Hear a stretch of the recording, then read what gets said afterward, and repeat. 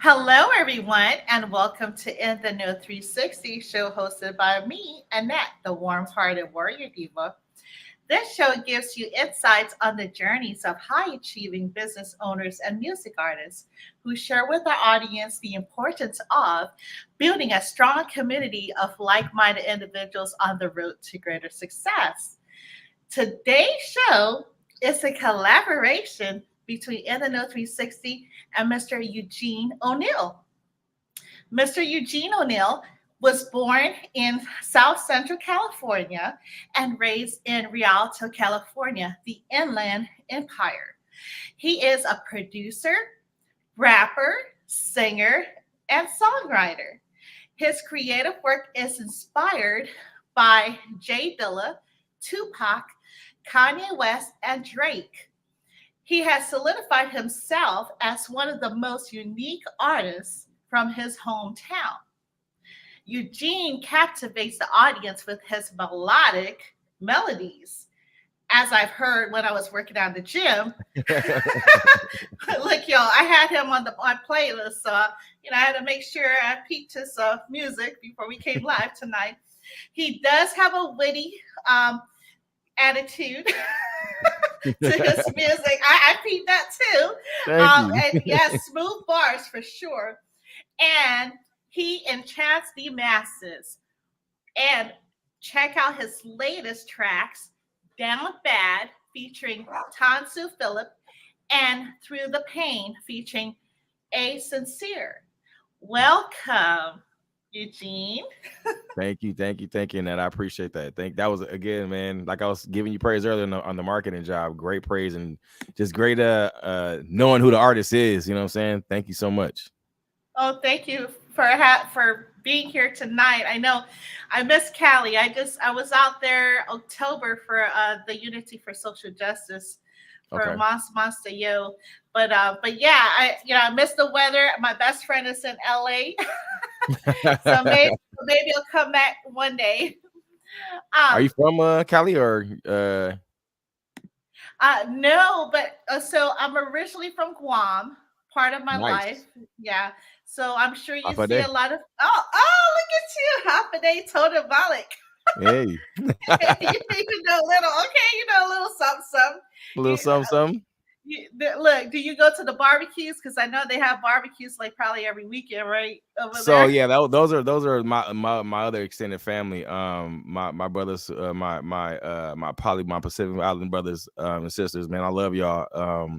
Took care of me. So as we get into this conversation, you'll see like that how much they really took care of me and really molded me into Oh, the person that I am.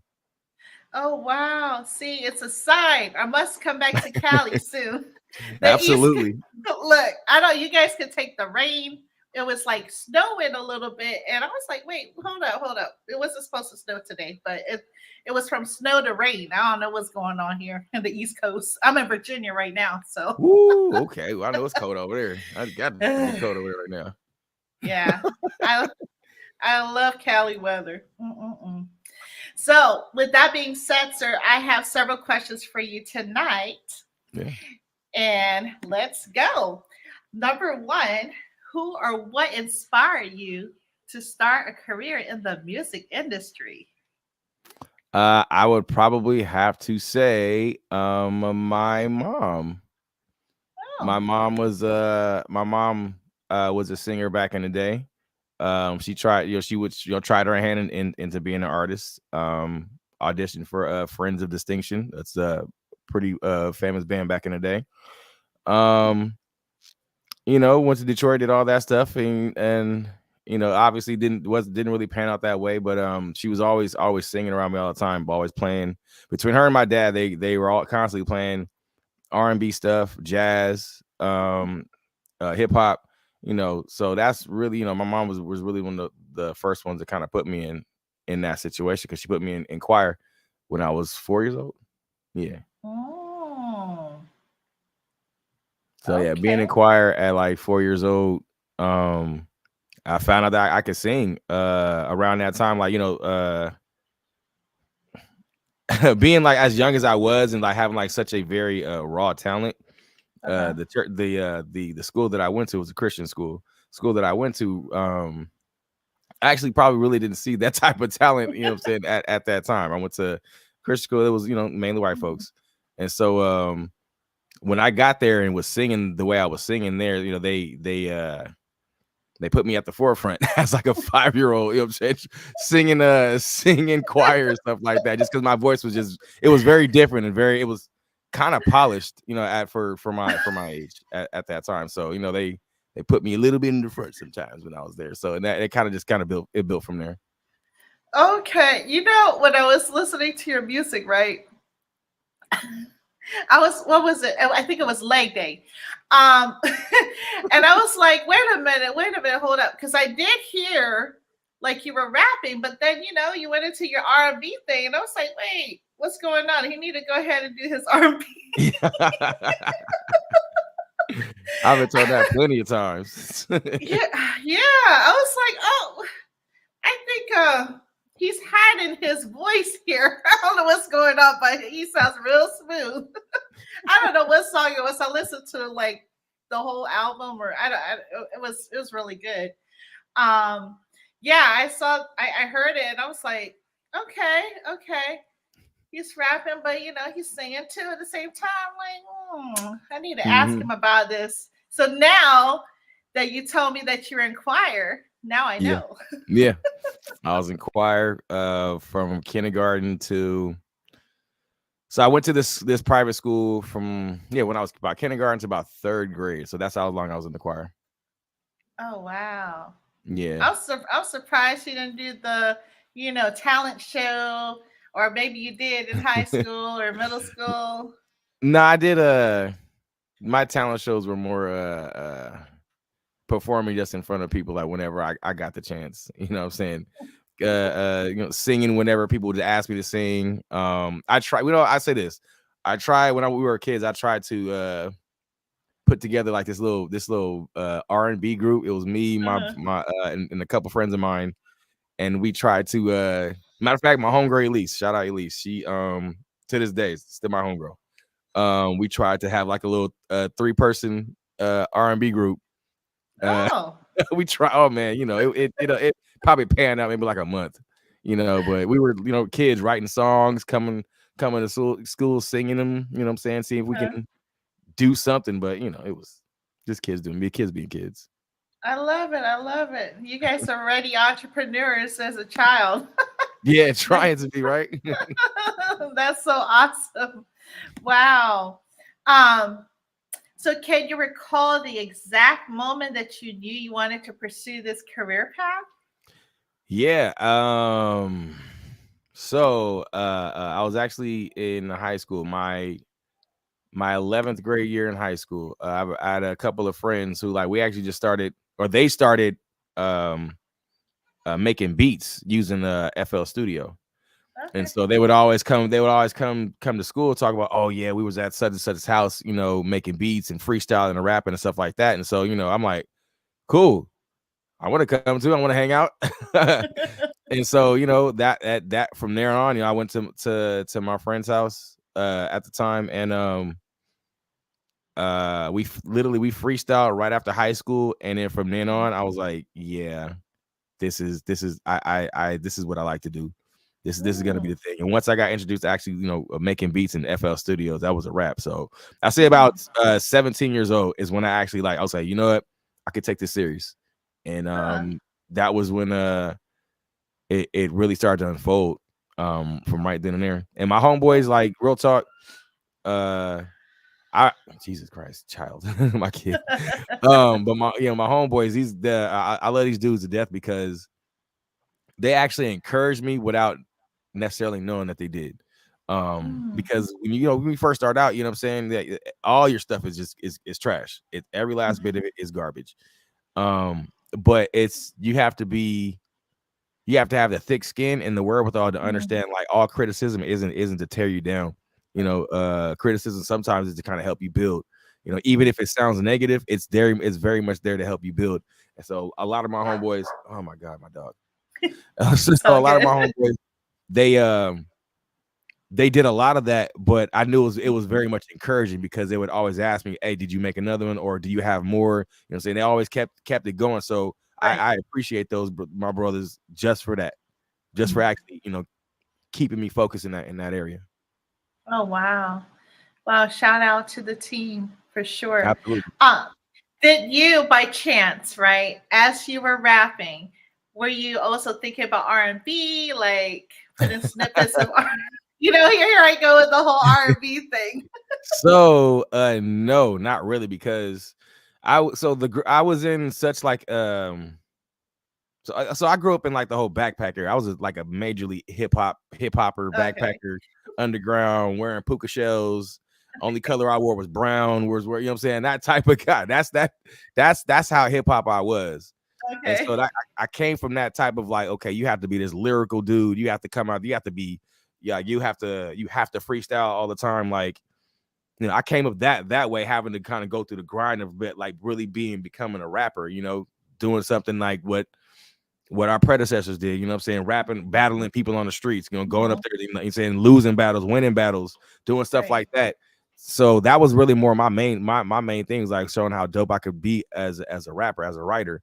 Um, Mm, and it wasn't and that, and like how what type of beats that I can kill too. So, you know what I'm saying? So it wasn't necessarily, I wasn't even trying to be like no producer like that. I was just making beats just because I didn't want to ask for other people for beats.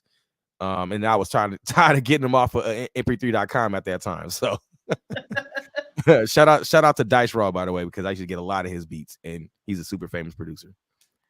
wow. Um, yeah. That's so cool because, like, on your songs, right? I also noticed that it may not have been the R&B flow, right? I take that back.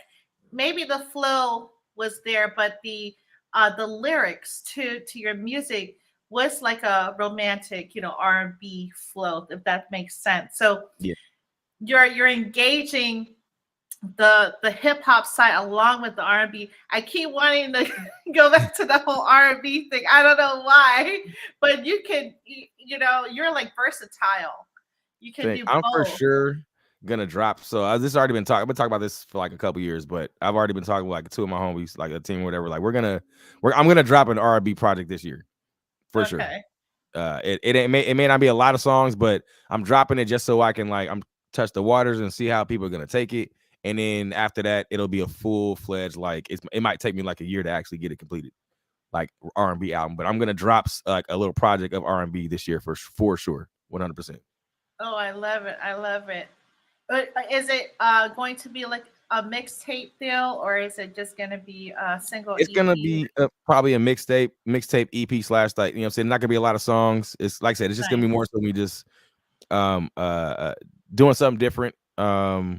It's gonna be a very, very dope marketing campaign behind it. I'll say that, just because like I'll be able to finesse this in a way that I wouldn't be able to do it as a rapper.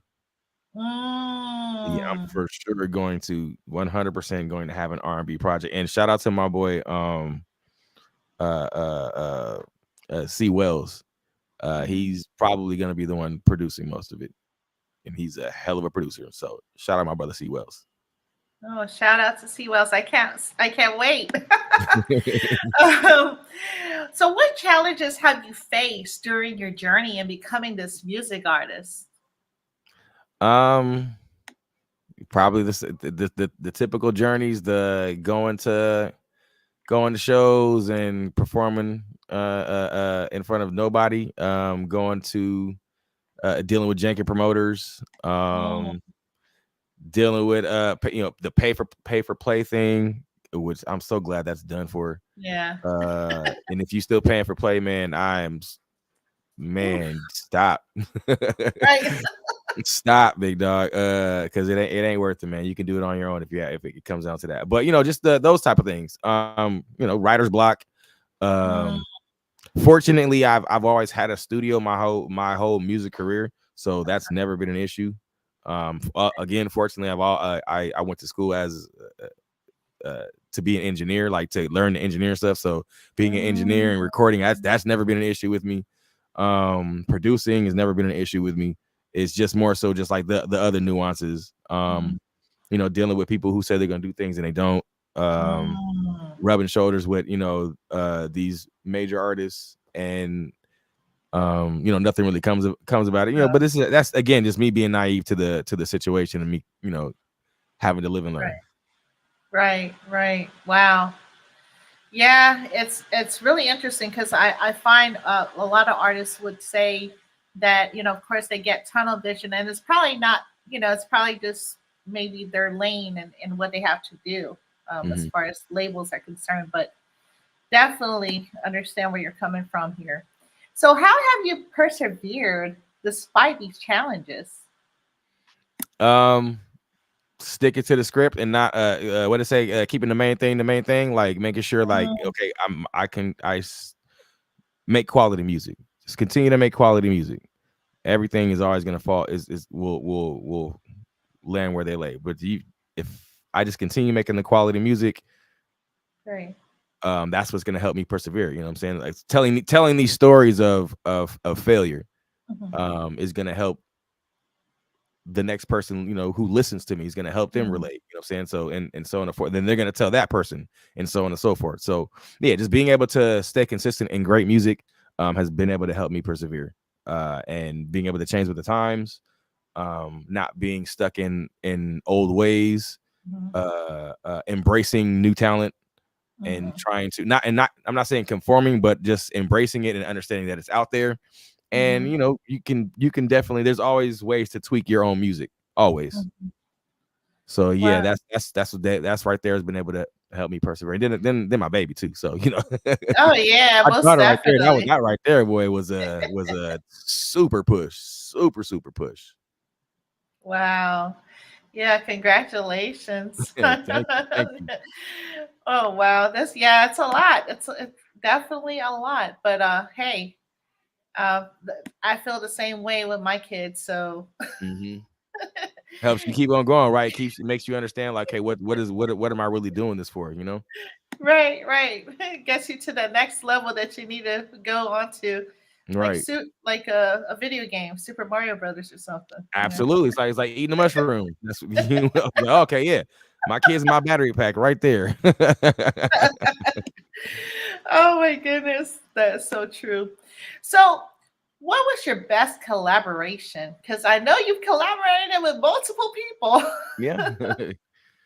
My best collaboration, Yeah. and this is like, no, this is not any slight to anybody that I've worked with in the past, but it's actually just recently. Um I have or actually I'm featured on a song by Curtis King, where Mhm. he's talking about his son. Mm, The song is called Sunshine, spelled SON and then shine. And it's, why that's such an important song to me is because of the message behind it. Um, so his son, so if we hear the song, his son is on the spectrum. mhm, And it hit me so much because I have an older sister and her daughter. They were on the spectrum as well. So mhm, being able to understand that and give a message and tell parents who could be dealing with this at the time, or if it does happen to them, they would have heard this song and be able to understand and find ways to be okay with what has happened to your child. And I'm not saying mhm, it's a bad thing. I use it, I'll say that it's a blessing. It's a blessing mhm, to be able to have that have happened, because God picked you to be the ones to take care of this child. So you're mhm, obviously you were chosen right for mhm, this situation. So that's why, like, that song is such a beautiful song. So that's mhm, why it's because it's important. It's a very, mhm, very, very important song. Like, I've had great songs, don't get me wrong, but when it comes to, like, the importance of, like, making music, the reason why we make music is to help mhm, others and to heal. That right there mhm. is my all-time, it definitely been my favorite. I'm getting chills just thinking about talking about it. Me Yeah. too. Wow, thank you for that. Yeah, I have a son, a middle son that's on the spectrum as well. It's Mm. high functioning. So Absolutely, absolutely. And I yeah. love his son Nas. That's my little nephew right there. Shout out Nas, man, love him to death. Just was just like I said, just was just with him Mhm, this past week. lovely family, and Nas couldn't have had better parents. Mhm. Parents are my God. So that's why that song is so Yeah. it's such a great. It's my favorite collaboration because it is so special to me and it's special to the world. Oh yes, most definitely. Thank you so much for that. Yeah, it does help parents to know that there's light at the end of the tunnel going Absolutely. through stuff. But yeah, shout out to him. Um, on a lighter note, thank Sorry. you for that. No, that's okay. Yeah, yeah. Now you got me all in my emotions. Sorry. By the So way, everybody, please go check out that song "Sunshine." It's on his extended warranty album. It's called "Sunshine." It's a beautiful song. thank you so much. Um, name three artists that you would like to open up a show for. Three artists. Damn, that's gonna be hard. Uh,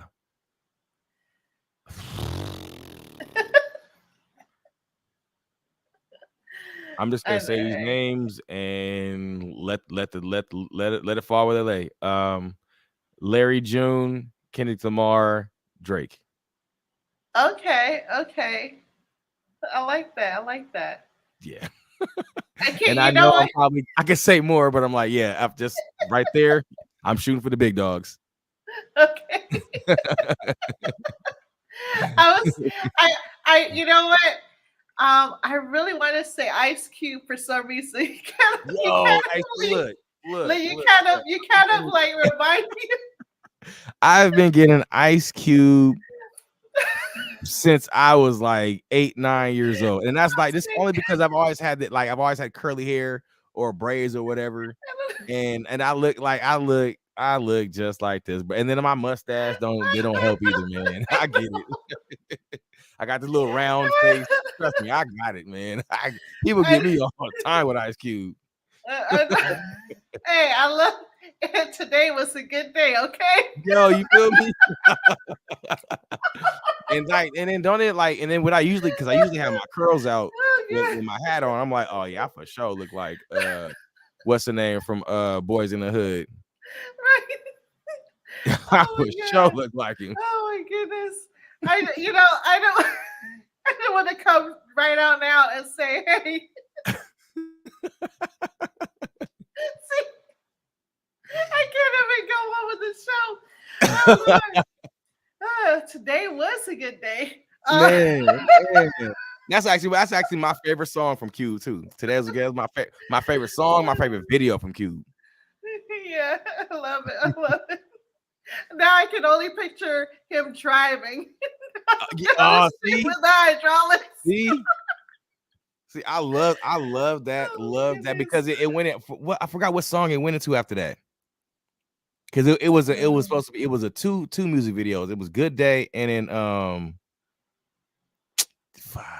see you done no, messed I with had I to. forgot. But I remember it being it was a two video thing. I'm pretty sure Vince, shout out Yeah. the Messiah, by the way, honest Oh asshole. yeah. Yes. He'll correct me. I'm pretty sure he'll correct me. I'm still stuck in the '90s, but yeah. Shout out to Messiah on his a holes. Yeah, For honest sure. cheat code. Thank you so much for because he was the one that pointed me to you. So I'm so glad that you're able to join me this evening. Absolutely. It's a teamwork makes the dream work. Amen. Amen. Amen. Amen. So who is Eugene O'Neil? Besides everything I said. I am just I'm really just honest, just a kid from Rialto who likes sports. I like Japanese anime. I like goofy shit. I'm like a random Snapple fact cap. I like a lot of stuff, man. I obviously love music. Just I don't know. I just love life, to be honest with you. Um, man, who I am is shit. I don't know. I mean, I can't say I don't know. I mean, I know who I am, but I mean, like, I love life so much. I love things so much, and like a lot of things have happened to me in the last, you know, again, bringing up my daughter, like having her made me look at things so much differently, Mhm. um, and move my life differently. So I'm just a loving person who wants to see everyone succeed. I don't have a ill will bone in my body, unless it's bugs. uh, yeah, nah, man. I'm really just a genuinely happy person. And I really want the best out of every situation from anybody. If Mm. even if it ain't me, I root for you. Oh wow. Well, thank you. You sound like a Leo. You sure you're not in the cusp of a Leo? Nah, man, I'm a cancer like a mofo, man. I'm a super cancer, man. Like, I could have Leo traits. That could very, because Hey. my sister's is like that too. She my sister would give you the shirt off Uh-huh. her back, but if she punched you in the Yep. face, it's fast too. So that's the other side. She'll True. punch you. Facts.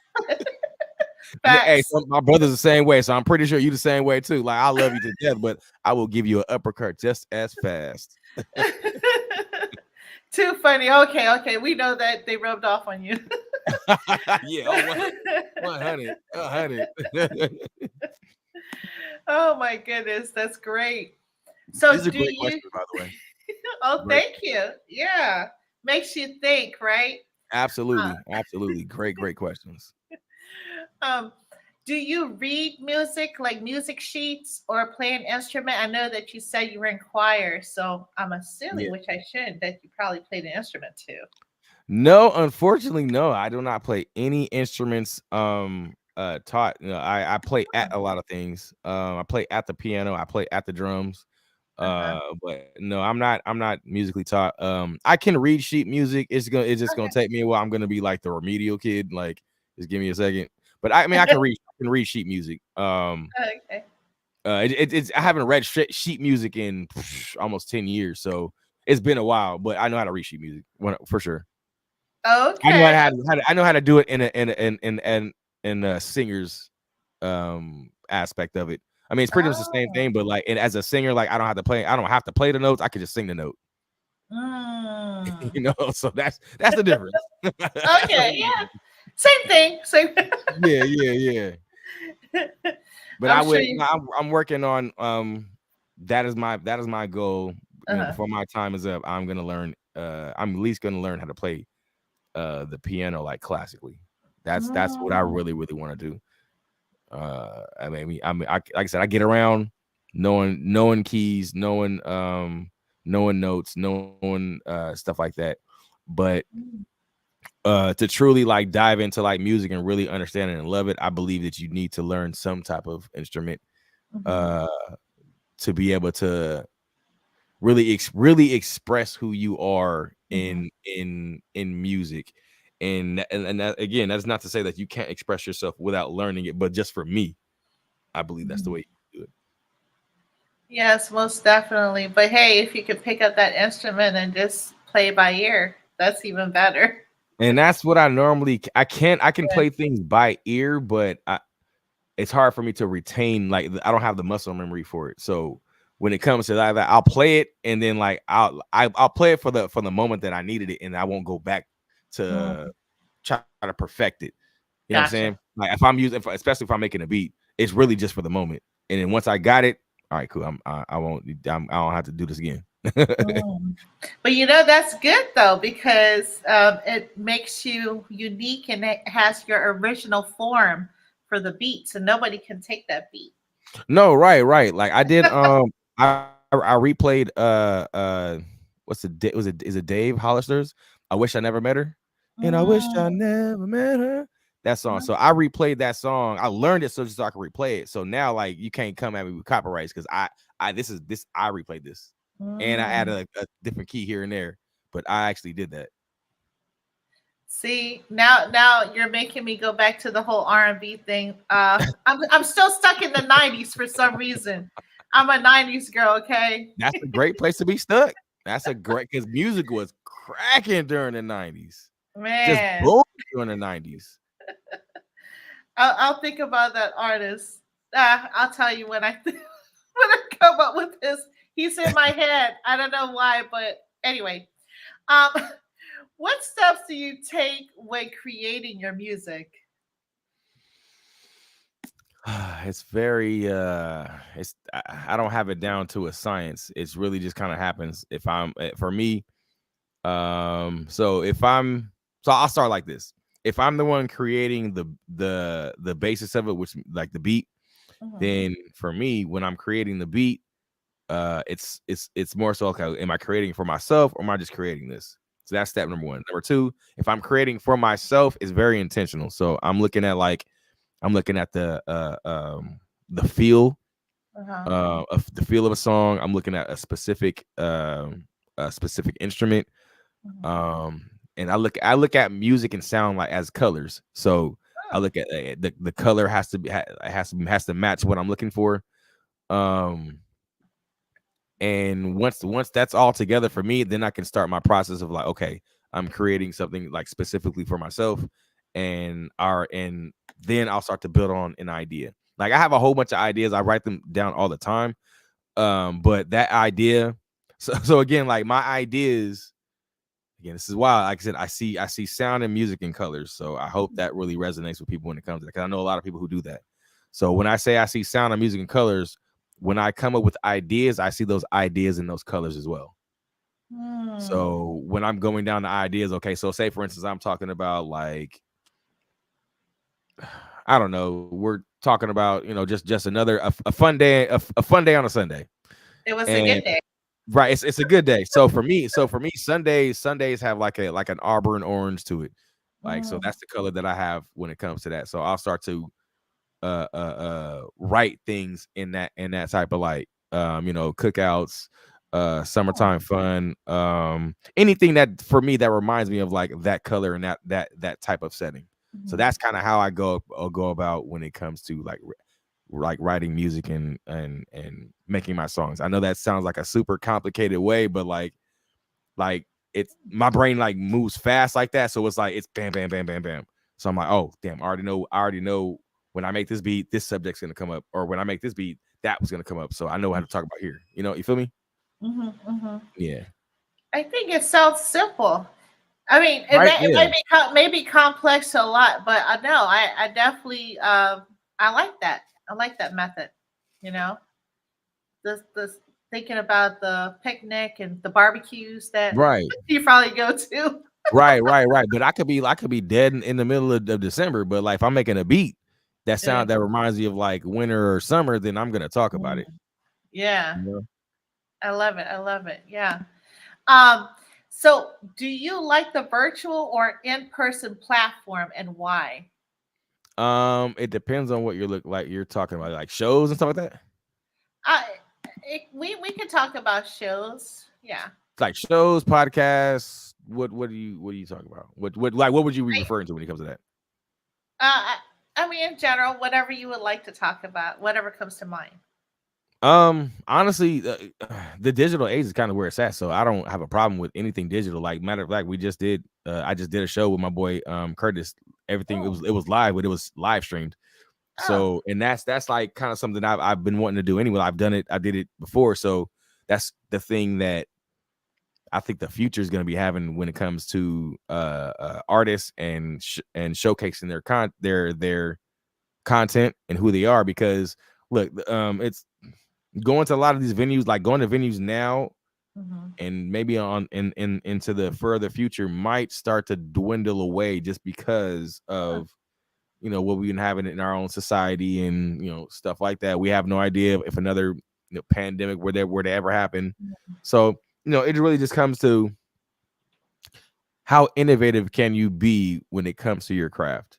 hmm, And I believe that the live streaming aspect of things, because not all of your fans live where you're at, you know, right, and a lot of right, your fans would love to see a live performance from you, but they can't, and they can't get down there. They either don't have they more than likely just don't have the means to get there, however that right. may be.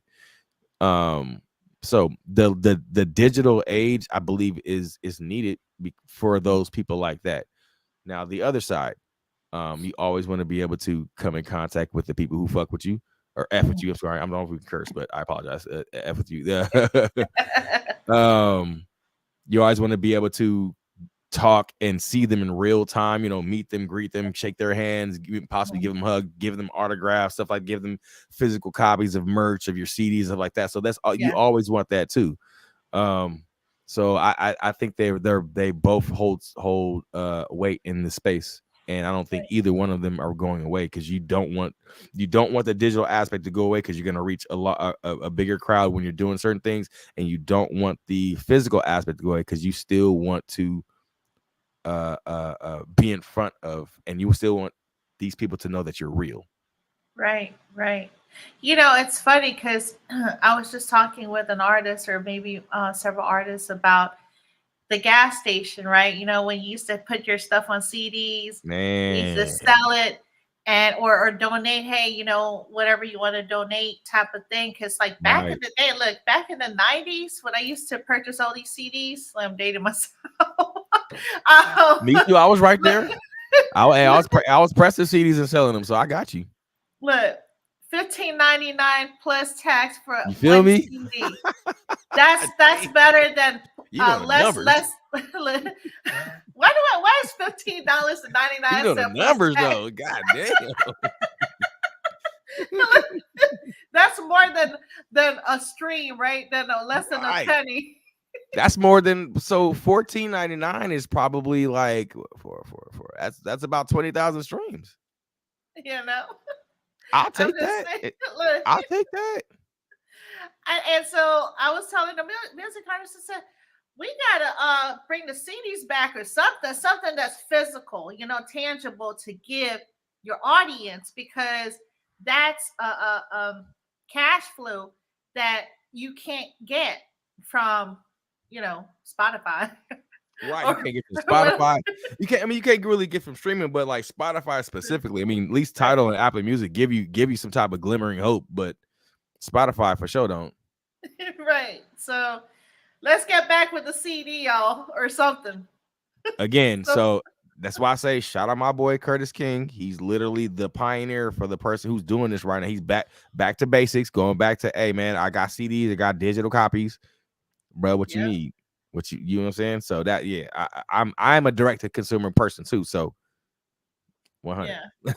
I mean, look, my sister back in the day, they used to purchase A-track and vinyl. So I mean, like the vinyls, I know some Ooh-wee. stores that still have the vinyls. You know what I mean? I mean, there's people that still play with the vinyls. I still got So my crates when I was like, I used to look. So my sample game. Once I stepped away from FL Studios for a little bit, I got an MPC 1000 and 2500. When I tell you, I got me a Newmark, OG Newmark with the rubber bands, with the little needle. When I learned how to sample, when I was really sampling, my OG sampler was legit. So no, I know I still got all my records, all my joints. I got my dad's old records. If I need to get down and get real analog, I can, and I will. mic I for drop. sure will. I love it. I love it. That's the way to go a lot of times, because like when your battery power dies, then you gotta, what I'm saying, like, get your cup. break out, yeah, go, yeah, get that cut with that string. Exactly, you damn right. Absolutely. That that is for sure, and I've done that plenty of times, by the way. As a kid, I did that plenty of times. This is like, before all this technology, I mean, I'm grateful for technology, but before all this technology, you had a lot of peace, right? Because Yes, nobody talked with you, contacted you, like you couldn't be found unless they knocked to your door. So unless they knocked on your damn door, then they'd be your daddy or your mama answering like, "Hey, nah, he ain't here, or he can't get up, or they can't get out." No. oh man. Yeah, I miss that. I miss those days sometimes, like now it's like a text message or whatever. You can't go away to a deserted island. Nah, man, unless you own that motherfucker. Or I can't That's stop true. this. I apologize. Jesus. I apologize. You can't, yeah, unless you own that mofo. No worries. I mean, I'm from the West Coast, Oh, man. We keep saying, hey, man, I'm from the West Coast. I'm from Rialto, California, man. It's hard for me to not curse sometimes, so I apologize. it's all good. It's all good. Sometimes I might slip up, so it is what it is. So think back to a situation, right, when it was difficult to meet a project deadline. What did you learn from that experience? All the time. I'm gonna tell you like this. Hey, you're never gonna meet a project deadline. I don't know any artist who is going to who met their project deadline. Have always pushed it back. That's why it's hard for like. I mean, I'll say this. I'll say it like this. I've never met an artist who had a project deadline that the music wasn't finished yet. So if the Mm, music is finished, they'll have a project deadline and they'll meet that deadline. But if the music ain't finished and they're like, hey, dropping in March what a yada yada yada, and they got one song recorded, it's not coming out on uh-uh. March, whatever Nope. number he said. Maybe the following March. Maybe the following March, it's for sure not coming out that March. I guarantee you. Yeah, I've hell, I mean, thankfully most of the stuff I've done has been like mixtape stuff. So like, album they're not anticipating like, okay, like a tentative date being set for like an album. When I did drop my album, I dropped it on the day that I wanted to, because I was very specific about why I dropped it on that date. So the Good for Health, Bath for Education album I dropped in 2020. I Okay. dropped it on March 15th, which is the day that that Brutus betrayed Caesar. Yeah, Oh wow. I've Wow. always loved that date. Because I love that story. And I'm not saying like Wow. I loved it when Brutus. No, I'm not saying Brutus was him betraying his boy was a good thing. No thing. Right, right, No, right. I love the story behind it, Mhm. and just the date. And it's Yeah. a significant date for me, Huh. and it's a significant day for a lot of people. So if I'm dropping it on March 15th, and you're a Yeah. history buff, kind of like I am, you understand what that means. Yeah. You Yeah. know what I'm saying? That, or if I drop it on my birthday that I'm done that before, you understand what July 14th means. It's storming of the Tower of Bastilles. People Mm, don't know that, but so like I said, again, I'm a history buff when it comes to like stuff like that. So I'm okay. very specific when it comes to like, Huh. if I'm dropping an album, it's gonna drop on the date, and there's a specific reason why I'm dropping it on that date. Mm, I like that. Wow. Mm-hmm. That is very interesting. I mean, I like your forethought on the why, right? Because a lot of people are just like, just do it on Valentine's Day, Yeah, nah, whatever, nah, what I'm nah. For saying? what? Because everybody's gonna do something on that type of day. Right. You know what I'm saying? Like that's an open that's that type of history for me doesn't I don't it doesn't scratch my itch. It the things that I like is like the historic things that actually Yeah. changed history, changed Right. things that Right. actually like, oh, that the our world is now different because of this situation. So Yes. that's why those are that's why I'll drop my stuff on like I said, March 15th, July 14th. Mhm.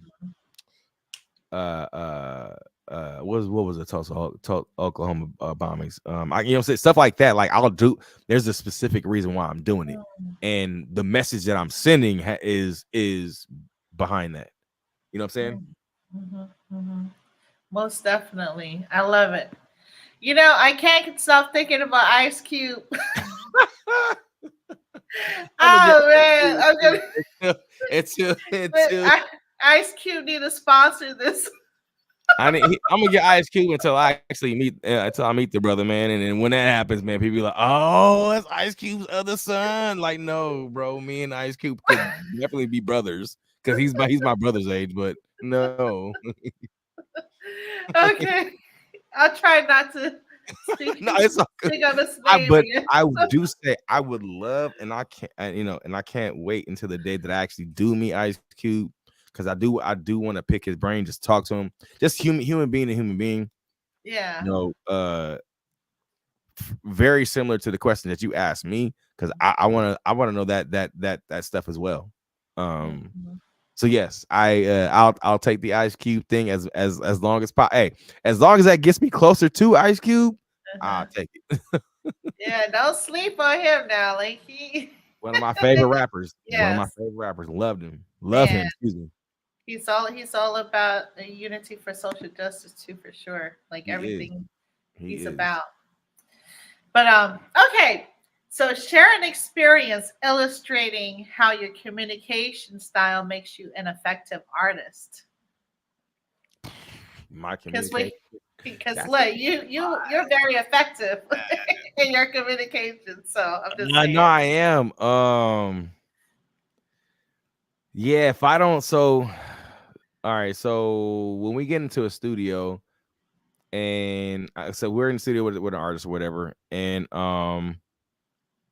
where I'm getting my headphones on, and I see. So for me, when I walk to a studio as an engineer, my engineering brain, I look Yeah. at everything and I see what's going on. I watch the settings. I see what you're doing. I see blah, blah, blah, which is one of the reasons why I became an engineer. I never became an engineer to engineer other people's shit. I never did.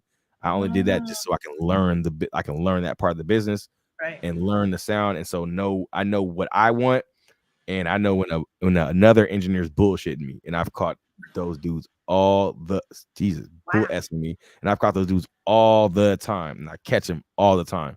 So Huh.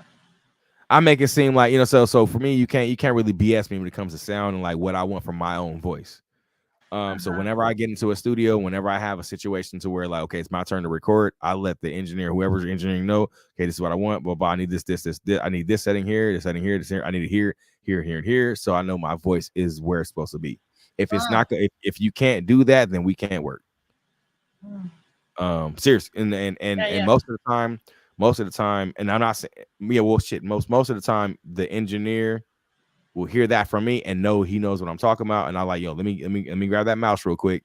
Let me go ahead and do you have this plug in? Okay, no. Can you get this plug in? Okay, cool. Let's get this on here, blah, blah, blah. And let's make sure that my voice sounds this way. If it doesn't sound this way, it's gonna sound bad.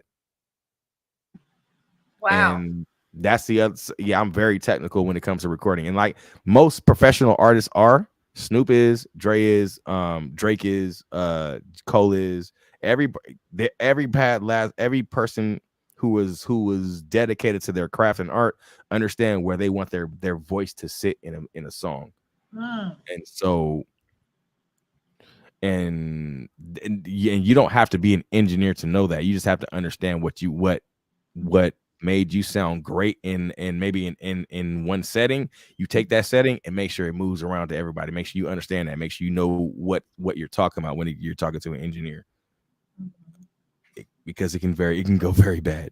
And as you've heard, a lot of music will come out sounding like butt, because either that artist, more than likely that artist didn't know what they were talking about, or they didn't know what they were doing when it came in getting into the booth. They just saw an engineer. They figured the engineer knew what they were doing, and they let the engineer do their thing. No, you need to know your sound, your ear when it comes to music. You mhm, need to know sonically how you're going to sound on this beat, on this, you know what I'm saying, the song.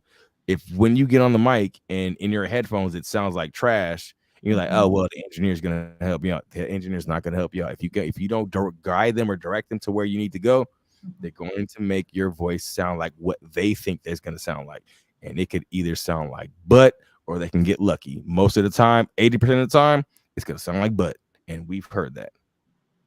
Wow. Oh yeah, sorry. No, no, no, no. That's good because I'm just recollecting from one of my interviews. It was a producer, I believe producer. Well, yeah, he made beats and so and you know helped engineer the music, right? Songs for artists. And they okay, so I guess there was one time where he was trying to tell the artist, no, I think you would, you know, your voice would be better right Mhm, here, but mhm, they didn't want to listen.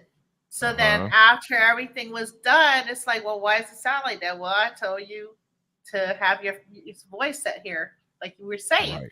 So that makes a lot of sense. So if you don't know, um, you know, so what happens, like say for instance, the typical artist that don't know about settings and such, what would you recommend to them to better So I facilitate it? say this. So if you're an artist coming up and you get into a situation where the engineer, and you don't know anything like that, but the engineer is telling you, first of all, if an engineer is giving you any advice, that means he cares about that specific project.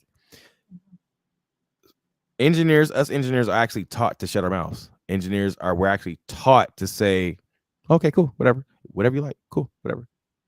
That's how we're Mm, taught. We're taught to shut up and not give an opinion. That is how we were taught in every single engineering school. But if you're a real good engineer and you actually care about what you do, you open your mouth. Pause.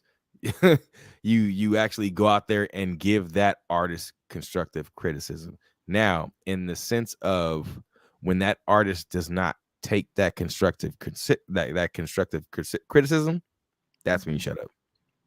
Okay.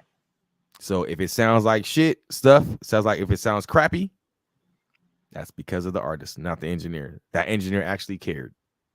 Mm, So whenever you find yourself in a situation where an engineer is giving you a critique, that engineer knows exactly what they're talking about and they know how to help you. If you don't take that information, it's that whatever song that you're working on is going to sound bad and you're not going to want to put it out. And that's just real stuff. mm, mm. Lots of gems being dropped tonight, boy. Yeah. I'm a graduate the prestigious Musicians Institute in Hollywood, California. I know what I'm talking about. Mm. See, you heard it here. And then in the No 360 with Mr. Eugene O'Neil. Oh my goodness. I love it. I love it. So, how do you stay motivated in producing new inspiring music? I have new things to talk about every single day. I see new things to talk about every single day. I have a passion to want to give my thoughts or my inspiration to people every single day. Again, my baby, my kid, my Yes. girl, she helps me out too. Like she definitely gives me ideas of like in life. Mm, Um, yeah, just life experiences keeps me motivated to want to continue to go on and make music. mhm, Uh, I don't subscribe to the you get a certain age and you stop, or you get a certain age and you don't know what to talk about. I don't subscribe to none of that stuff. I have a lot to talk about at my age. I have a lot to talk about, what stuff that I haven't talked about when I was younger. You know what I'm saying? Would have a lot of stories about that, mm, and so that's the type of motivation that you're always gonna have. Like your experiences in your life is should be the motivation of what you want to do. If you want to be an artist, a musician, something you want to do, you want to like speak, then your everyday situation should be your motivation to want to talk about it. mhm. Don't be Andre 3000. I would love to sit there and talk to him. I would love to, but don't be Three Stacks. Don't say I don't. What am I going to talk about? Colonoscopy? Yeah, talk about it. Why not? Mm. Yeah, definitely need that. Make sure you get that checked, by the way. Yeah, get it I checked. mean, no, Like seriously. you can open Yeah, the doors to people who don't want yeah, to see the doctor. Like, bro, you haven't yeah. just you being Andre 3000 and speaking about everyday things that happen to Right. everyday humans is a Yeah. gem. Hmm. For sure. I mean, I'm an advocate for public health, so But being why that I'm not in public though? health right now. Yeah, Yeah, yeah, but like, why not like talk about things? Just like my yeah, bro Curtis King talk about his son. You yeah. know what I'm saying? Like, there's so many different things that you can talk about that would help the people that you want to listen to you. Hmm. So yeah, that's the type of stuff that keeps me going. Hell, alcoholism, you know what I'm saying? Things like you Yeah, smoking too much weed, like things like that you think about on a daily. Like, damn, I'm old. I gotta stop doing this. Let's rap about it. Let's talk about it. yeah. You know, Hey, we need to come back on the show and talk about these things, different topics. I'm serious. hey, look, I'm again, I am open to anything that anybody wants to talk about. Whatever you would like to talk about, bring me back and we can talk about it. Okay, okay, for sure, for sure. We ain't gotta be. Yeah, We ain't gotta. It ain't gotta just be music. I dive into a little bit of politics. I dive into a little bit of the entertainment world. Whatever you need, man. I have an opinion about it. Okay, no, that's great. That's great because I had one artist come on and he was talking about mental health. So we were talking about mental health issues and stuff that he went through. It was one of the episodes because it is real, mental health just in general, pre-COVID, during COVID, post-COVID, Yeah. and it's definitely real. So, In but this yeah. space of being an artist, coming from where I come from, and a lot of people have my background, millions of black men, black women, and every POCs, like we all have this type of background. It's not specific to us, but being able to speak about it, being able to express your own different situation, how you were able to overcome, is something that I think everybody needs to listen to. It's therapeutic. Mhm. Um, like you said earlier, it's something to see. You can see a light through the end of the tunnel. Um, yeah. Yeah, most definitely. I love it. I love it. So, speaking about inspiring music, you recently came out with your tracks entitled Down Bad, featuring Tansu Phillip, and Through the Pain, featuring A Sincere. What was the inspiration behind these tracks? Woo! So let's start about Down Bad. So I'm gonna talk about Down Yeah. Bad. So that was a mixture of a couple of stories that happened. These are true stories that happened in my life. Um, and I was just giving so I'm very good at being able to take different parts of my experiences and meshing them together to make it sound like one big story. Mm. So that's what Down Bad was, and from then on, I was like, oh, I can be able to make this theme wrapped around the show You. Mm. So if you ever seen the show You, you know what I mean. So the way that I did, I shot the video in that manner. Mhm. I'm a stalker. I see this one girl, blah blah blah, and then she ends up, I saw. So I'm not gonna say what actually happens to the girl because with the way the video ends, it ends in for you to have speculation. You can think, well, did she die or did he kidnap her or what's going on? Does he have a whole Right. bunch of girls back there or what's going on? So that's the way we ended the video on that one. So I'm not gonna speak on the next video. Okay. But it's definitely, so my very next video is gonna be definitely going to be in cahoots with that video.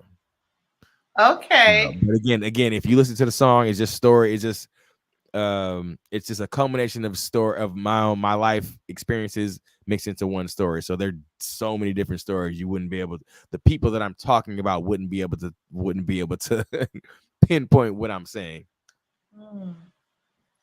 Yeah, I watched that video and I was like, it started off happy and everything was cool, and I'm like, wait, hold up, Yeah, what's yeah, going yeah, on yeah, here? yeah, yeah. Like, What's his brother?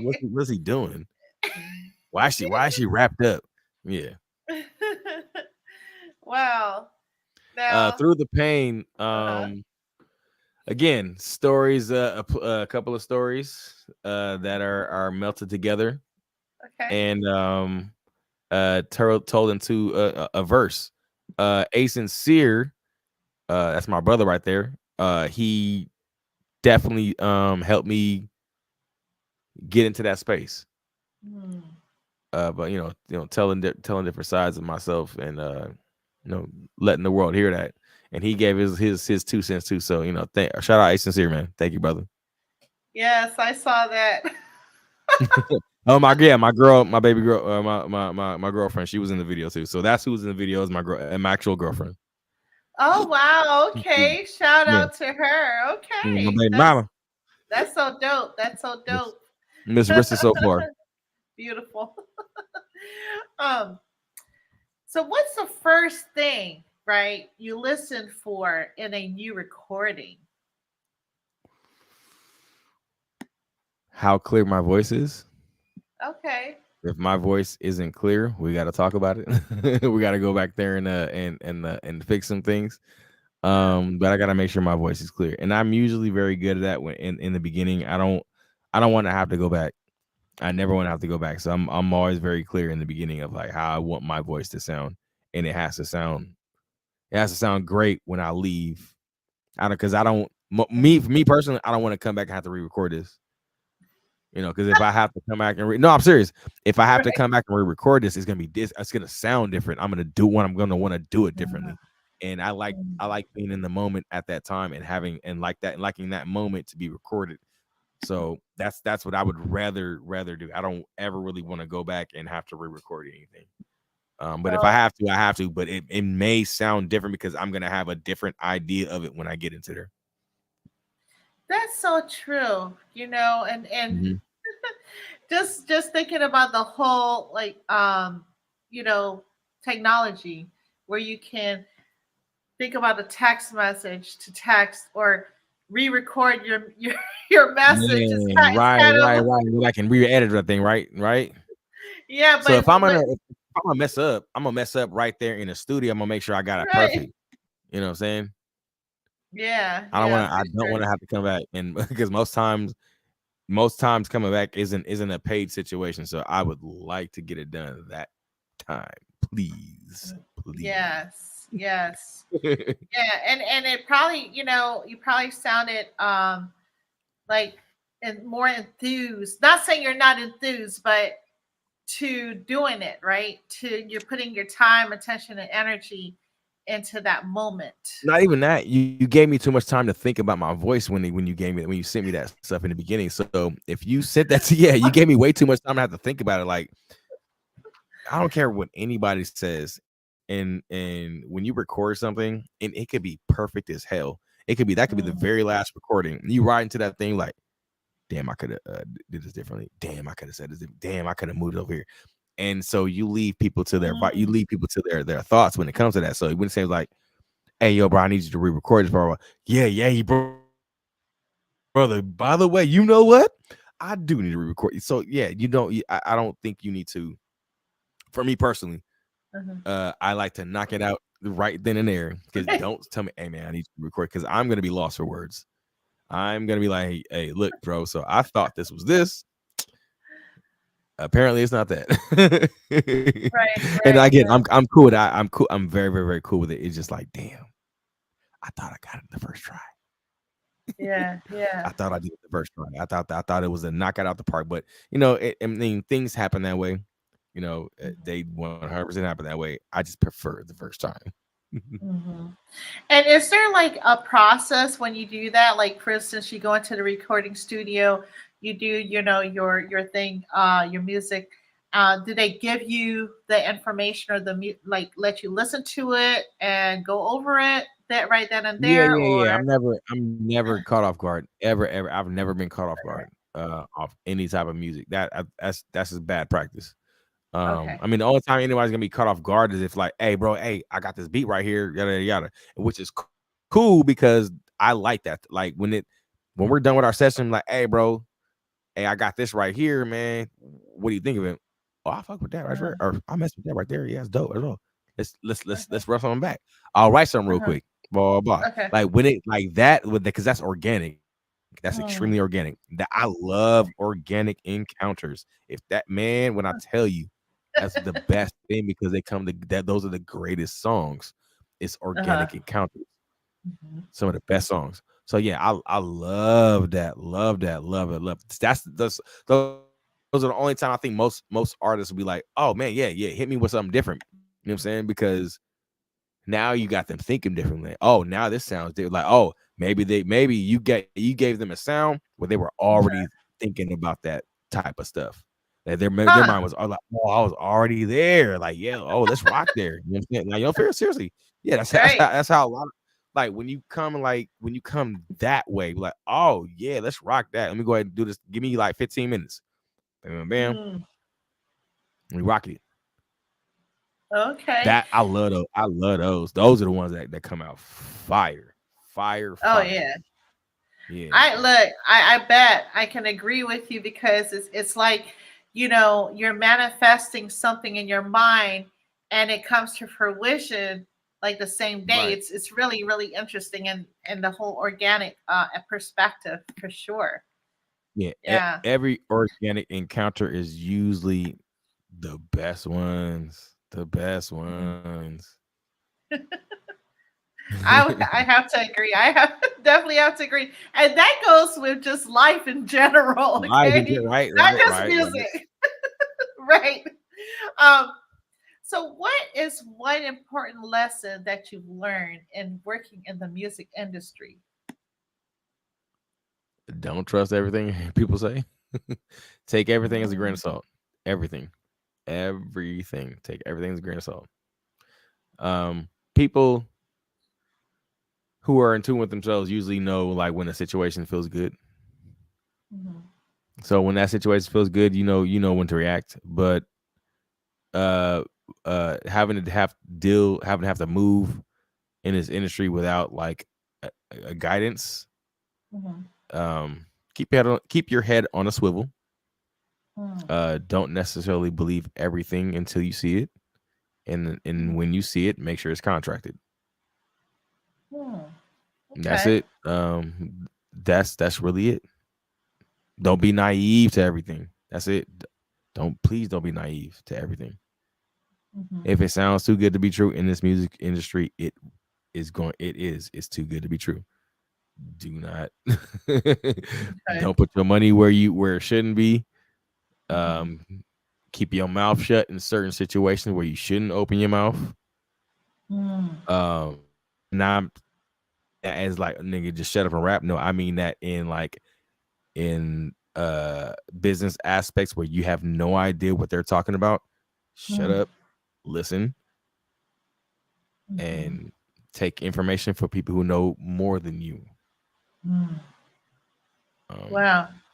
yeah. Okay. Okay. You know, I've heard like entrepreneurs say, do the opposite of what people are saying or doing. So, like for instance, the whole see it. I have to see it to believe it. They say you have to believe it, then you see it. It's kind of like a manifestation, Hmm. doing it, and then you're visualizing what's the outcome going to be, type of Uh-huh. thing. Do you When believe in that aspect? I do, I do. If you're gonna believe something, believe what you believe, but stay consistent in what you believe. If you're not consistent, then it's not gonna happen. That's the other Uh, side. And, that's and, and true. that and that's what happened. That's what happens. Like people get mad that it didn't happen in a month. Like you could be consistent for 30 days, cool, great, but be consistent for 6 months. Be consistent for a year. That's the difference Mm, in how things work. So if you're not yeah, consistent for a very long time, then you're gonna get short attention spans, and that you can only blame yourself. that's so true. No, like You can only blame that yourself. definitely, yeah, I definitely agree. I got my It's homies. I have homeboys. One of my bros, my brother. He's really the only millionaire like that I know personally, Mhm. and I've watched him work. His work ethic is wild. It's crazy, Mm, and I say, yeah, I could do that. But then I look at like some of the other people who like around him, and he said it too. Like who's around him, he like them niggas can't do that. They can't they don't know what it takes. They don't have no idea what it takes just to get to be a millionaire. A one millionaire. I have right. assets that create $1 million for me every single year. First Mm, of all, people don't even know what that means. Second of all, they have no idea to attain it. Third mm, of all, they don't have the mental capacity to get there. So those are things that like I've learned from my brother mhm, to mhm. be able to say, okay, yeah, if I want to do this, I got to be Mhm. on that point. Yes. I gotta stay on that point. So yeah, people can come around and say, yeah, I've been doing this yada yada, it's just not working for me, so I'm gonna go this way. Yeah, it means you didn't do it long enough. You didn't do it consistent enough. Mm. Stay That's so consistent. true. Stay consistent. Yeah. You're going to see the benefits of your result. You don't stay consistent, you're gonna be a complainer. Yep. No, that's true. It's always the third day, right? Like for Mhm. instance, the beginning of the year, everybody's gonna say, "Oh, I'm gonna, get a gym membership. I'm gonna start working out, eating right, blah blah blah." And then by the time like Valentine's is this week, they're like, I'll get to it." I lost I two mean, pounds. that's I'm good. I'm good. My butt looks good, or my muscles are right. My little stomach, I can see the one pack. You know what I'm saying? My little jawline is good. Like, yeah, yeah. The people, and so like for me, like, cause I'm a huge gym advocate, and I tell like I watch these people come and go. I have a conversation with them like, oh yeah, yeah. How long you gonna be here? Yeah, I won't see you next month. Yeah, it's everything when it comes to being successful is a mentality thing. It's nothing that yes. you have to do that's gonna overwork you. If you have a mentality to want to do things better than the next person, then you're gonna be successful. If you have the mentality to be with the next person, then yeah, we'll see. Yeah. Well, definitely see Yeah, it's getting we'll through see. that third day We'll see. for sure. Yeah. So if you weren't producing music, what would you be doing? Mechanic. Oh, okay. Own my own car shop. Oh, I like that. Fast I and love Furious. I love cars. I love if I like I said I love cars and I know a lot about them. I've been knowing a lot about them since I was a kid. Um, and that just really comes from like really it's my uncle. Uh, Okay. but I love cars. I love the beauty behind it. I love the artistic stuff behind it. Um,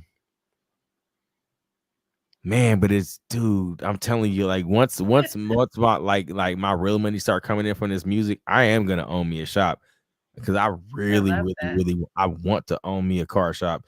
Mm. Different, but I know how to like work a car shop. Like I used to work for Uh-huh. Pet Boys and AutoZone, so I know about like what I'm saying, like getting down and how they work because those dudes Huh. was criminals. Pet Boys and AutoZone, they was that company, both of them companies is criminals. But What? no, I'm dead serious though. I learned the game, especially for Pet Boys, like Wow. how they treat their customer, how they do their whole rating scale as far as like Uh-huh. how long it takes to do breaks to doing the oil change, bro. I'm when I tell you, and that they're a bunch of scammers, they're a bunch of liars Wow. In California. So every state has their different laws when it comes to like work labor Right. and as a mechanic. So there's Hmm. actual book about the Okay. laws like that, and these are how a lot of these mechanics get their money, and these are how a lot of these major stores get their money. So if a mechanic charges, so say for instance, I'm just gonna give you Okay. just an example. So in oil change in this book in California, it takes an hour. An hour of cost for an oil change is $150. An hour of cost for just 1 hour of an oil change. Mm. Say for instance, there's a complication in that oil change and it takes 2 hours. Guess what? Guess what you're paying? Double the money. Say there's a complication in that part of the complication. Guess what you're paying? Lots more. So that's how Pet Boys, AutoZone, Lucas, all these Pennzoil, all these Wow. guys do that system. They really have a book. If you ever Mm. next time you go to a car site, may I see the hours on the hours for this thing? If they don't show you, Mhm. they're lying to you. So that's number one. Probably only like take 15 minutes or less on doing that It oil change. takes Look, 15 minutes to do right. an oil change. They hold your car for the BS. And you know why I know that? Why Because you know I've that? because I've changed my car oil Oh before. damn! So it was like 15 minutes. Wait, all I gotta do is buy the oil and do it myself. I'll Yeah, never do look, it again. look, look. I'm trying to tell you. Well, see, now they really did it myself, but my first car was an '88 Volkswagen Fox. They don't make that anymore. Get him. I like the You little know what I'm fox saying? too. Look, and that was the easiest oil change I've ever done in my life. Yeah, Okay. because it's right I there in mean, the front. That little yeah, engine. Yeah. right. You just pop it off and then change the oil and you're good. It got really complex. I did try it on a Nissan Sentra. It was They like in just the they easy 90s, too. They but easy yeah. too. Look, so like I said, I was an installer for Pet Boy, so I was out there learning the ins and outs, talking to a lot of these mechanics, seeing how they was inflating prices on purpose, Hmm.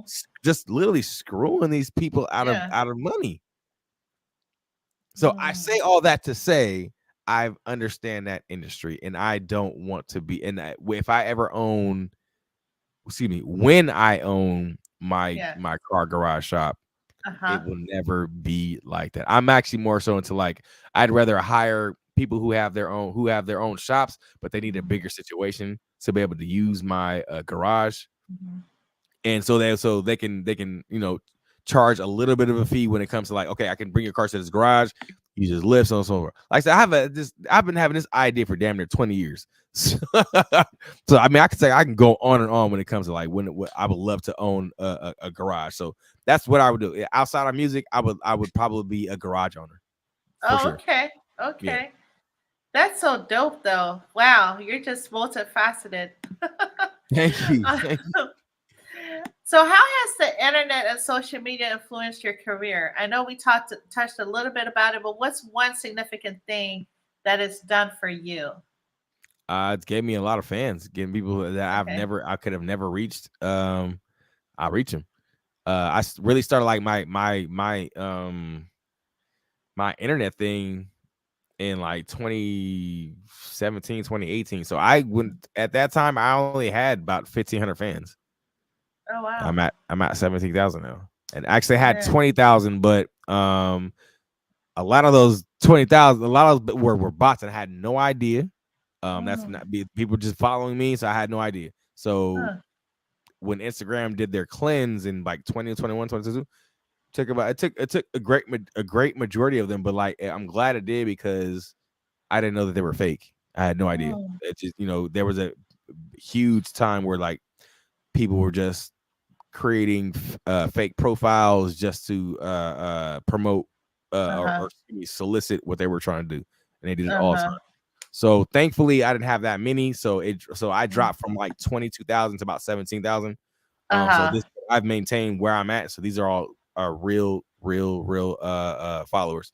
So Yeah. I did that from 2017 to like where I'm at now. So and that's a significant build from like just Great. organic building. Yeah. I had a social media manager at one point, Mhm. but it didn't without my content, it didn't it just wouldn't have skyrocketed. So Right. in 2020, I started to do like a whole I started to do like a campaign. Like I did stuff every single day for damn near a whole year.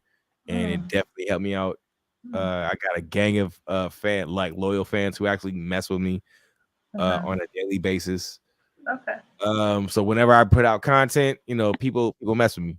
And I'm thankful for what I did. I'm glad I did that during that pandemic because it Mhm. put me on the scale of like a lot of major artists because major artists don't do this themselves. They have no idea how to market on social media. So being able to do that and understanding the game and like figuring out I can reach the same people as like as a Drake or J. Cole Uh-huh. just based off like what I do on a consistent basis. Uh-huh. That was a no brainer. Yeah. Yeah, for sure. That's dope. And I gotta learn edits. That's it.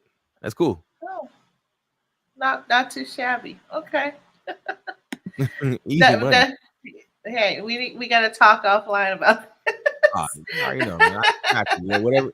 Look, like I said earlier, consistency is going to be your yeah. number one key. If you're Yeah. not consistent and if you don't have a plan of how you want to attack your marketing on a daily basis, you're gonna have a very hard time trying to navigate in the system. A very hard time because other people will have the consistency. Mm-hmm. No, that's for sure. Just like Yeah, building a muscle. it's literally like building a muscle. So, if you could change anything about the music industry, what would it be?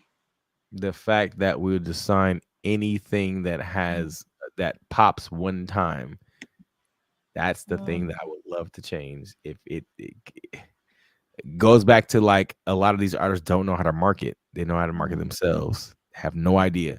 So if they happen to that song or whatever happens to hit that one time and they can't recreate it because they're not consistent, mm, that's the reason why we have the type of music that we have.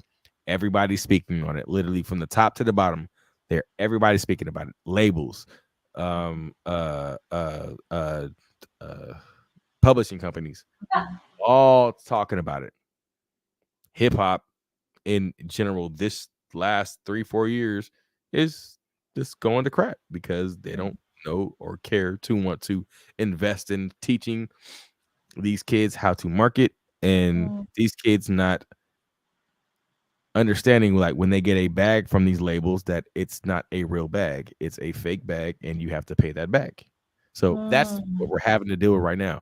Trash music and and no understanding of how to move the game. mm. Okay. Yeah, because like, you know, it used to be like the gold chain or the Rolex watch or what have you, something that's shiny, a car, but you're saying Mhm. that's you still have to pay all this back and it's through time, right? The time you produce your music because it's like All the of that. The more time that you get out here and use these labels studios, use these labels connects, mm, they're going to tax you. And the small money that they give you is already taxed. So that's just on mm, top of that. So you're getting taxed double. mm. I mean, that's the tell us as long as time when it comes to signing these artists. That's why Spotify don't care about, Wow. excuse me, us. Well, I'm not on, well, I'm on Spotify, but my money comes differently when it comes to I produce for a couple of people out there, so that's where my money comes from, production. You know, my streaming money don't come from my own streams; it comes from somebody else. Mm. Pause real quick. That's 'Cause I have to use the restroom. Can I pause real smart. quick? Oh, sure. Real Sure. quick, real quick. Let me Take let us a me lot. start let me start singing. No, I'm kidding. Oh, this is too funny. Oh my gosh. Like he's dropping a lot of gems. I hope you guys have your notepad out tonight or your iPhone or Android phone. They have a note section there so you can take some notes. Or you can always, replay this. But Eugene O'Neil in the house tonight, everybody. I should have a commercial. Well, be on the lookout for Monster Yo. He's having another concert uh, coming soon. And basically, I post a lot of the different stories for these artists, all the artists, some of the entrepreneurs that are out here. So if you want to, for me to show your music, or if you have some type of service or product, just tag me and I'll post it on my feed. So that way everybody can know about you. Or if you like to register, and I'll get to that later on, to be a guest on In the Know 360, hey, it's inthethe360.com. That's the website as spelled here under on my name. Well, with that being said, And we're back. and we're back. We're back. I love it. I love it. Uh, so, with that being said, where do you find inspiration? Everywhere. I don't have a specific go to. Okay. I guess so. When I hop into my studio, I start listening to like samples, maybe so. Uh-huh. Um, but other than that, like I think life is just my inspiration.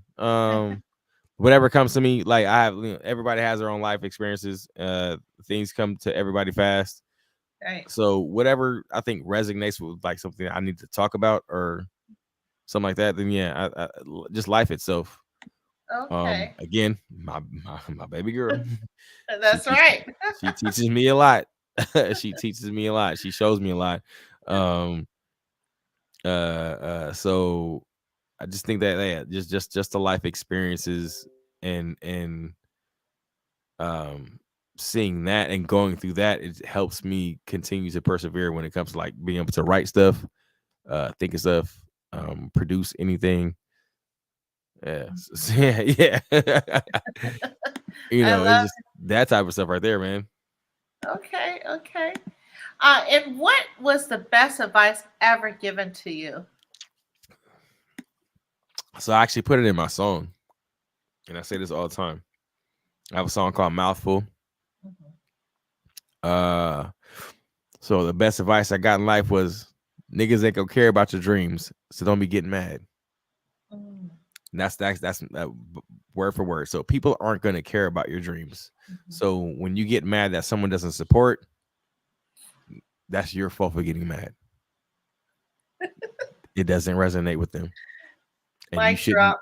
You feel me? And you shouldn't make the content around them because they don't mess with you. So Right. continue making the stuff that resonates with you because it's gonna resonate with other people.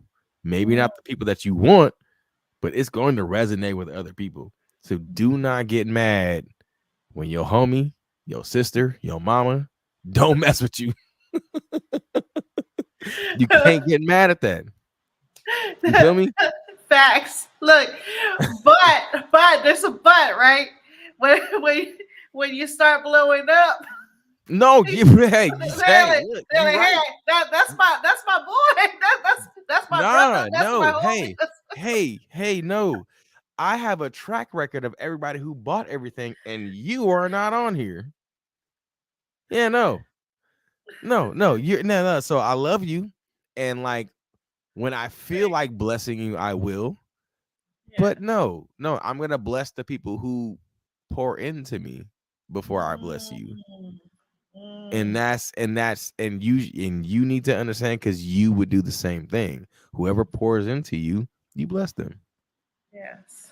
So if my homie ain't pouring into me like Sally Joe over here and Sally Joe's brother and Sally Joe's cousin, Sally Joe's uncle, like, okay, cool. I'm a mess with them first and I'm gonna help, I'm gonna get them, I'm gonna get to them first because Uh-huh. they paid me. So I'm gonna get to Right. them first. Right. I'm gonna give Exactly. them everything they asked for and even more before I get to you. And Mm, you could be someone I've known for years. facts. Look, it gets lonely, doesn't it? It gets lonely, but like I said this last night. I was like I don't make music for my homies. I don't make music for none of my homies. I make music for myself. And if it relates to them, then it relates. Other than that, I don't make it from. And my real homies, they understand that. Like, Mm, bro, like if the song don't relate to you, I don't ask you to play it. I don't ask you to share it. right. I'm not looking for you to do that. And we still Mm, gonna be homies. You still my right. dog. I'm still gonna mess with you like I Yeah. mess, like, you know what I'm saying? We still gonna be cool. And Yeah. I'm not, you know what I'm saying? So that's the issue when it comes to like that type of situation. Like people always expect, like, oh, my mama's was like my music, my dad's was like music, my cousin, they supposed to mess with me because they're my cousin. No, they're not. If it don't resonate with them, Yeah. then why Right. you doing? Then they don't need to be the ones to support you. Maybe Right. if they send it to their homegirl or homeboy, like, oh yeah, this is my star right here. Yeah, cool. Yeah. But it ain't gotta be like it ain't gotta be your people's. And so Right. the best advice I got in life was people ain't gonna care about your dreams. So don't be getting mad. I love That's it. it. and, and don't take their advice. Don't take their advice. Yeah, do not take their advice because they are not for you either. That advice that they're giving you is not for you. It's so true. It's so Man. true. Because they never did what you're doing. They've never gone out and created a business. They've never gone out and done something that you've done. So why are you taking advice from someone who doesn't even know what they're talking about? I'm trying to tell you. And and let me. I know my sisters are gonna get on me about this, but let's just say, hey, I'm coming over. I'm flying in. We should do dinner, right? I'm like, Mhm. I got a show at 7, sis. Can't do it. I'm Can't do it, sis. sorry. Can't do Uh, it, sis. she got Sorry. she got her feelings a little bit, but I think she understands now. Like again, Like, so again, like not everybody. So entertainment is a very is one of those things that, like, if you're not in it, you don't believe it. Right. So when you're telling like your people's, hey man, I got this show, yada yada, I got this interview, yada yada. Oh, that's just whatever. No, it's important to me. Yeah. I need to be here, show face, and do this. It's way more important to me than having dinner with you. So how can we reschedule? Oh, you don't understand. Okay, cool. Then you're not someone who supports what I'm doing, and I can't necessarily keep moving forward with you as trying to connect with you. If you don't connect with what I'm trying, like, bro, I'm not gonna ask you to get out. You're not. Oh man, Right. brother, are you working right now? Come on over here and have this. You know what I'm saying? I'm not doing that to you, so don't do that to me. Right. Right. You feel me? Like Yes. this creates bread for me. And so Mhm. I'm not gonna stop you from doing that. So that's what I'm saying. Like if you don't understand that part, then maybe we shouldn't be around each other. And Yeah. that's that I don't love you any less. That just means that we are not for each other in these moments. Mhm. That is so true. And I have to caveat that um, not just bread, but building relationships. Because Man, talk to him. to Talk to him. me, I may not be monetized or like have a lot like income coming through, but my Mhm. income, see, income or coins, right, if you will, comes in different ways. To me, the relationship building, the network, just the energy that you put out there and the energy you receive, that's my goal, if that makes That's sense. income. That's income. Absolutely. Man, see, hey, you talking? I that mentality is what I'm talking about, and what most people don't have. And when it comes to like doing things that, like, oh, I'm not behind the cash register, or I'm not behind the office looking at a computer, doing things outside of that. Mm, A lot of people don't look at that as like a real mhm, situation. So us as entrepreneurs need to make sure that like they're mhm, respecting that from us. If they don't, then I can't respect what you do, mhm, mm. because it comes the same way. That's so true. You just gave me chills because yeah, it's definitely like the whole societal norm, right? And we're Mm, programmed to say, oh, you have to be this certain way in society in order to be looked at in that certain way. But mhm. that's all. It's false.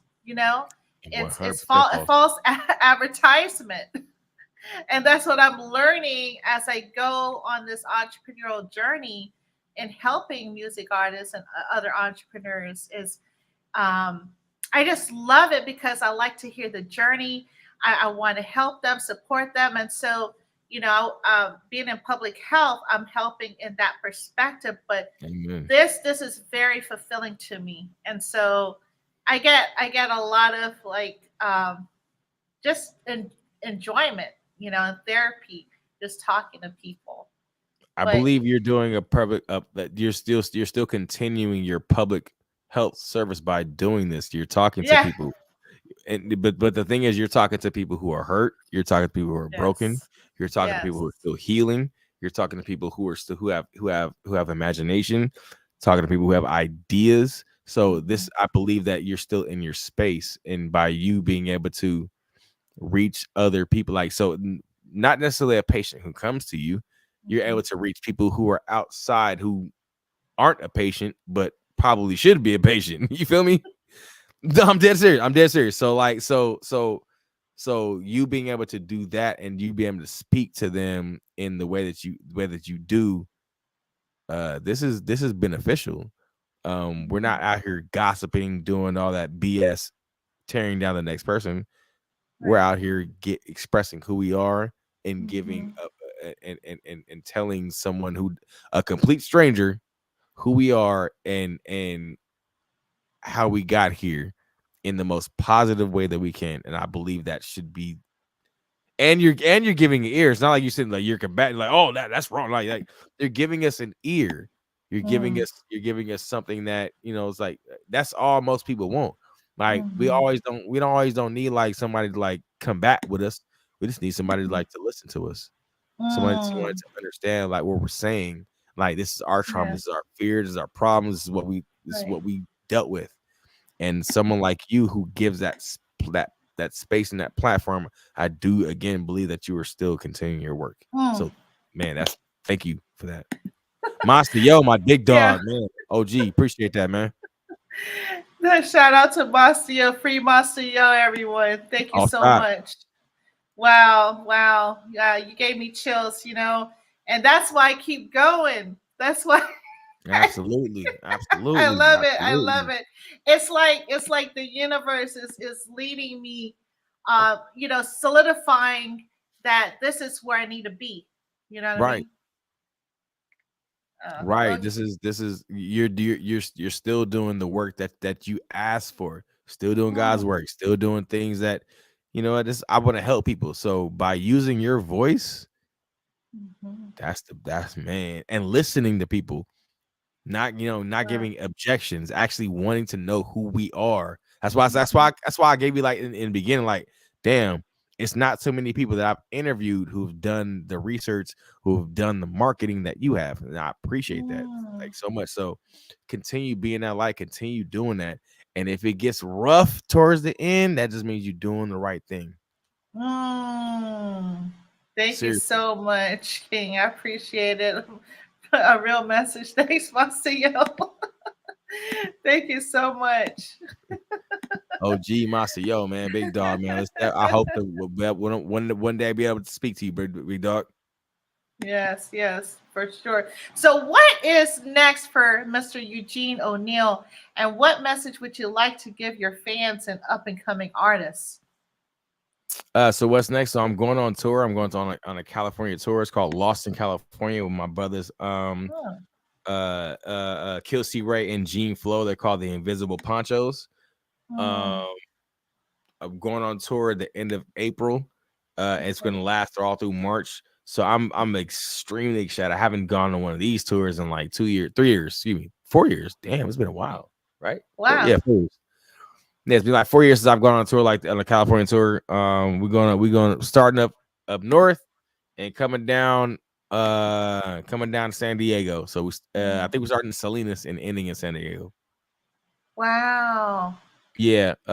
So anybody, please be on the lookout. We have a gang of dope artists that's coming onto this Mm, bad boy, man. We have, hey, so this is it's our name Zenaloa. Look, I don't speak Spanish fluently, but I understand some of the stuff that he's saying. My brother's mhm. raps in Spanish wholeheartedly, and he be killing it. OG is Wow. dope. Dark Room, hey, those OGs right there. They speak Spanish and they rap and they, bro. These are like, bro. Imagine if Bone Thugs and Harmony was Hispanic. That's all I gotta say. Wow. Dark, those are my dogs, right there. I love those dudes right there. Gene Flow, I said Gene Flow and Kelsey Ray, Invisible Ponchos. When I what I Gene Flow is one of the dopest producers that I know. Kelsey Ray is one of the dopest Mhm. rappers that I know. The brother can rap Wow. circles around anybody. Wow. So I'm just excited to be around these dudes. These brothers are like are entrepreneurs, they're pioneers, and they're Mm, definitely going to be moving the needle in the years to come. So please wow. look out for this specific, please look out for the Lost in California tour. We'll be Okay. going up north and coming down south on California. So please check us out. I'm typing it in the chat. Lost in California tour.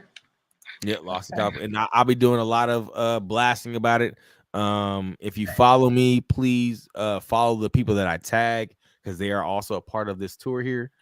Um, you asked me another question. Uh, Oh, up and coming artists. What advice would you like to give? um, I know you gave a lot, but yeah, nah, my main thing is listen to yourself. Mm, Uh If you have an idea, just do it, man. Don't let someone else influence your ideas. I had a lot of that in me coming up. I had a lot of Mm. people influence my ideas that I didn't do because I thought what they said was the right thing, and it was not. Please listen to your ideas. Please go forward with your ideas. Don't let anyone outside of what you do, even inside of what you do, dictate how you do, how you move. Please move how you want to. Mm. If you do what you do and it comes out bad, live with that result because you have information. Yes. If you do that, if you do something and it comes out great, live with that because now you have information. Yes. Understand that failures give you information. When you fail, it's a good thing because you know what to do, then you know what not to do the next time. Mm. Please be okay with failing. Be okay with failing a lot. Be okay with failing young because it's gonna help you out in the Mm. long run. I wasn't okay with that, so it's taking me my age now to get to where I'm at. Mm. Please be okay and understand that you're not wrong. There's always a solution. Mhm. Wow. I love that. Yeah, it's that fear, the false evidence appearing real all the Yes. time, Yes. for sure. So that this is the one event that you have, and is there anywhere else besides what I've listed on this feed of where to find you? Where do you typically check for, messages or what have you? So Instagram, I'm mostly on Instagram or TikTok. You can hit me on my Facebook, but I probably won't get to it till like months later, maybe a year later. But because I'm completely off Facebook, as I've been off there for like 3 years. But Instagram and TikTok, maybe Twitter. I started jumping back on Twitter maybe like a year ago. Okay. Just because I seem to be able to reach a different type of demographic. But you got my email in there. So if you want to reach me, that's the fastest way to reach me is through my email. Oh, okay. My collaborates, I'm open to collaborate. Hit me up, man. Okay.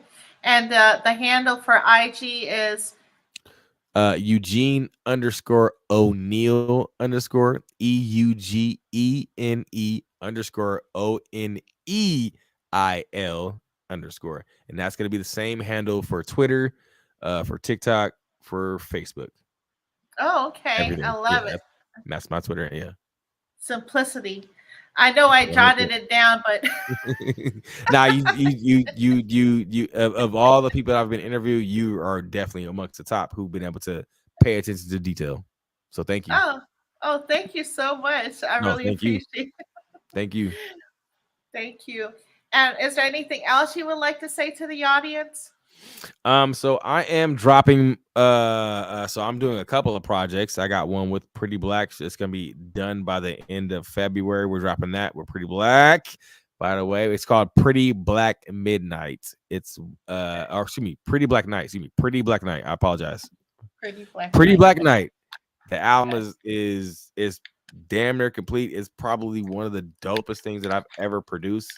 Because it's with my sister. And then I have another project that I'm gonna be working on with Fitz Taylor.